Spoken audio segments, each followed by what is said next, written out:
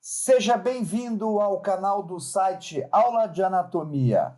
O tema desta gravação é Anatomia do Nariz, as suas considerações iniciais. Como vocês podem observar nesta imagem, o nariz é o órgão do aparelho respiratório que fica situado acima do palato duro e no andar médio da face, contendo o órgão periférico do olfato. O nariz carrega importantes aspectos estéticos e funcionais. A sua presença é fundamental para a concepção harmoniosa de uma face normal. Mesmo que o nariz apresente tamanhos e formatos distintos baseados em aspectos éticos e raciais. O nariz é dividido numa porção externa, nós chamamos de nariz externo, que faz parte da face, e uma porção interna, que nós chamamos de cavidade nasal. O nariz externo, ou seja, a parte externa do nariz, é a porção visível externamente do órgão, como vocês conseguem visualizar nesta imagem, que se projeta basicamente no terço médio da face. Seu esqueleto estrutural é principalmente cartilaginoso e as dimensões e o formato do nariz variam muito, principalmente por causa das diferenças nestas cartilagens. Já a cavidade nasal, cada cavidade nasal, ela é dividida, numa direita e numa esquerda. Na realidade, ela é formada por duas cavidades paralelas, que se estendem das narinas, como vocês podem observar nesta imagem aqui, até a faringe, até o limite entre a cavidade nasal e a faringe, que é este orifício denominado de coana, ou coanos. Então, ela fica separada basicamente entre o meio externo e a nossa faringe. Qual é a função, então, do nariz? Qual é a função que nós temos dessa importante estrutura chamada nariz e cavidade nasal? Uma das funções é a olfação, ou seja, o olfato, o órgão do olfato, a parte periférica do órgão do olfato, encontra-se dentro dessa cavidade nasal. Outra é a respiração. Tanto a inspiração quanto a expiração, o ar transita por esta cavidade nasal.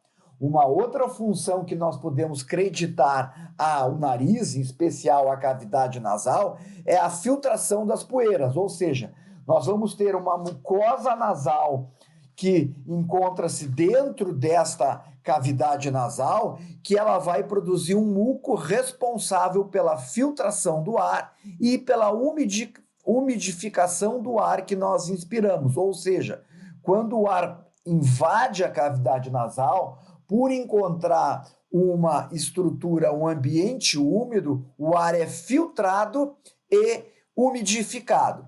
E também nós vamos ter receptores de secreção proveniente dos seios paranasais e dos ductos lacrimonasais. Também é uma função que nós creditamos ao nariz.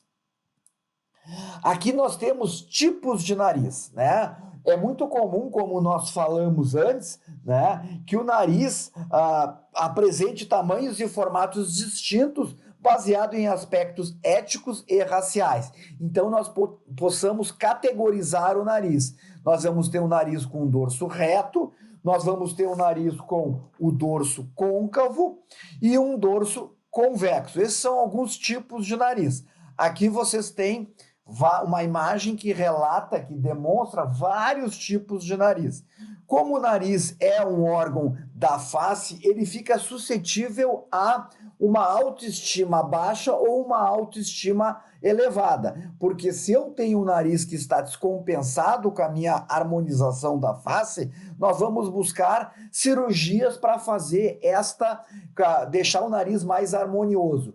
que nós chamamos de rinoplastia, que é feito pelo otorrino. Então, essas rinoplastias, elas podem corrigir diversas malformações do nariz. Elas podem corrigir, como nesta imagem aqui, o dorso ou a giba, corrige saliências ou curvaturas na ponte do nariz, deixando o perfil mais reto ou harmonioso.